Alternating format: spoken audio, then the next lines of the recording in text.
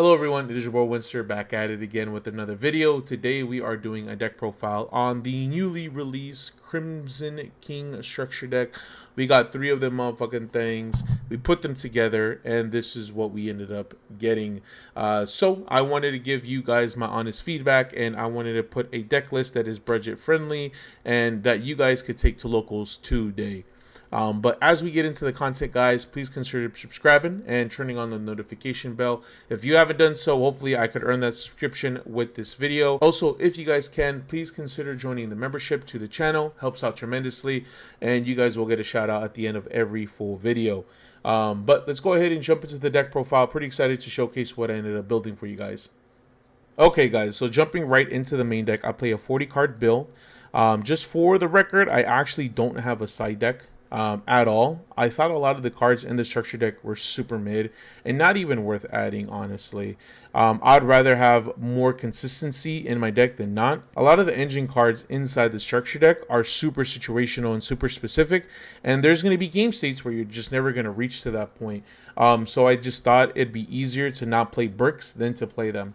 At least that's my mindset around it. But let's go ahead and jump into it. I play 3 copies of Soul Resonator. This is, no pun intended, the soul of the deck. This is your 1-card starter, and it's going to go ahead and search you out the monster that you need. Pretty important. I play 3 copies of Vision Resonator. I'm thinking about making this deck maybe a progression series. I really had a lot of fun playing it at my local. But where I'm getting to is I definitely would consider cutting out a second copy. You could get away with playing 3.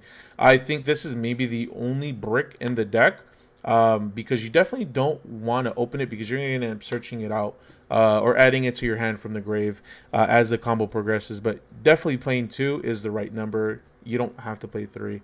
I played 3 copies of Crimson Resonator. Again, I'd rather have this card because at least it could summon itself in some kind of capacity, and hopefully I could synchro summon. But this card definitely could be a 2 of. I play the Synchron Resonator. This card is super dope. It just adds back Synchro Monster, and it's a level 1, so it gets you into your Hot Abyss Dragon plays. As for the non-tuners, I play the Bone Archfiend, 3 copies.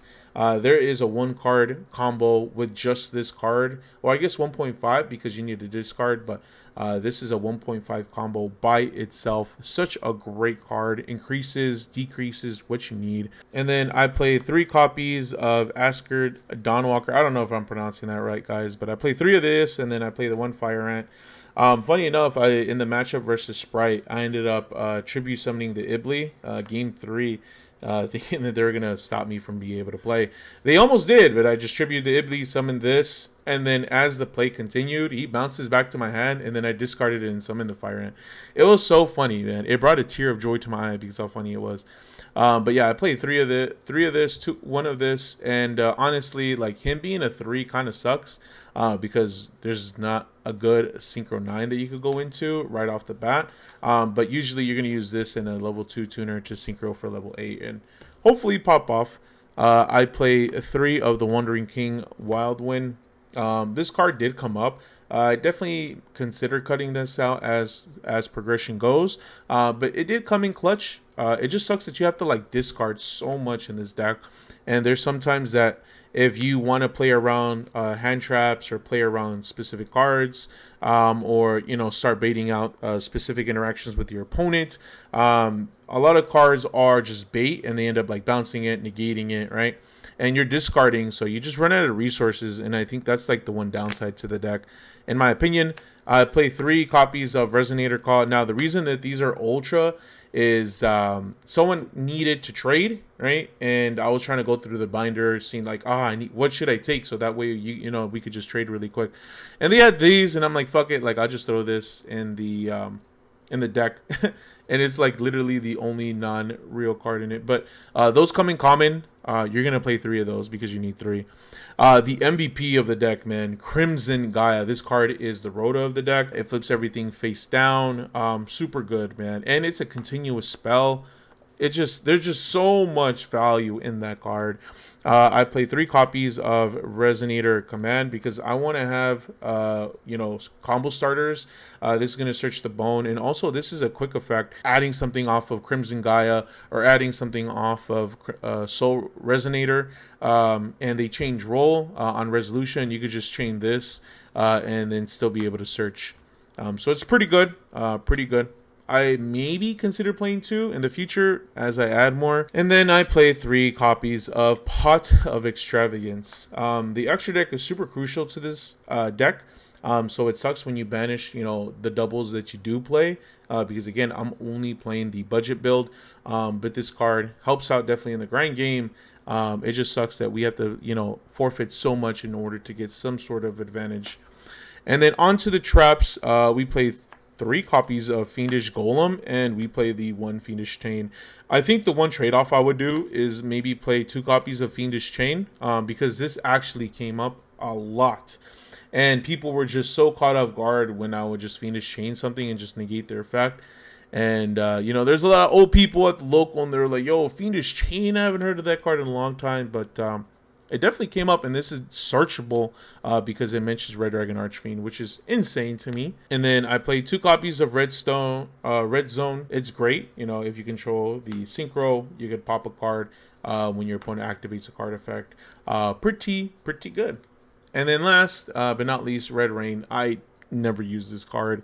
Again, I tried to do as best I could, but it's situational. It's not a bad card, but it's the best out of the cards that you don't want to play, right? And then I play 3 copies of Red Riser Dragon. This is the heart and soul of the deck, honestly. It's a level 6. It does so much. It extends. Also, in the grind game, if it's in the grave, you could go ahead and banish it and special summoning any Red Dragon Archfiend, and that way, hopefully, you can start comboing off from there. I play 2 copies of Scarred Dragon Archfiend.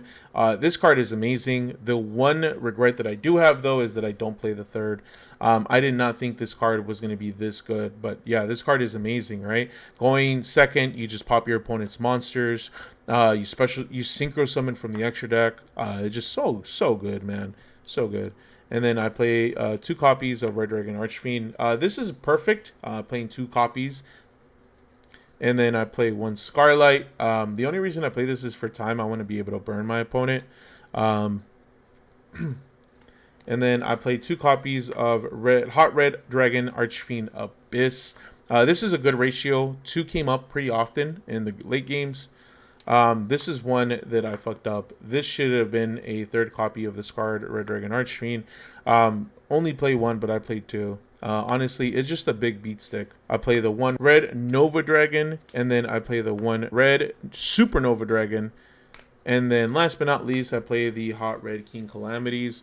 This is a card that you don't even have to play, guys. I never went into this. What I did go into the most is the Red Riser Dragon. He just came up so much. Obviously, it's a lot easier to get out, but this is pretty easy to get out on, honestly. But you don't need this. But guys, that is going to be it for the deck profile. My overall thoughts of the structure deck, it just sucks. There's just so much engine, right? There's not a lot of engine. Literally, the only non-engine that you have in terms of like be able to get any kind of help is literally these 3 cards, right? Like Pot of Extravagance, not like the worst card, and it gives you 2 cards, but it's just so bad because you have to sacrifice so much. And what happens when you banish, like all 3 Riser or, all the Sacred or all the Red Dragon Archfiend? It's just, you're just giving up so much value just to draw 2 cards. And I mean, the problem with that is that you have to, because you don't have much option. And then the other non-engine that you have is Fiendish Golem. Like, come on, man. Like, I do think that they could have done a little bit better, is considering that our only hand trap is Battle Fader. It's just like, come on, man. Like, give me a chance to be able to fight back.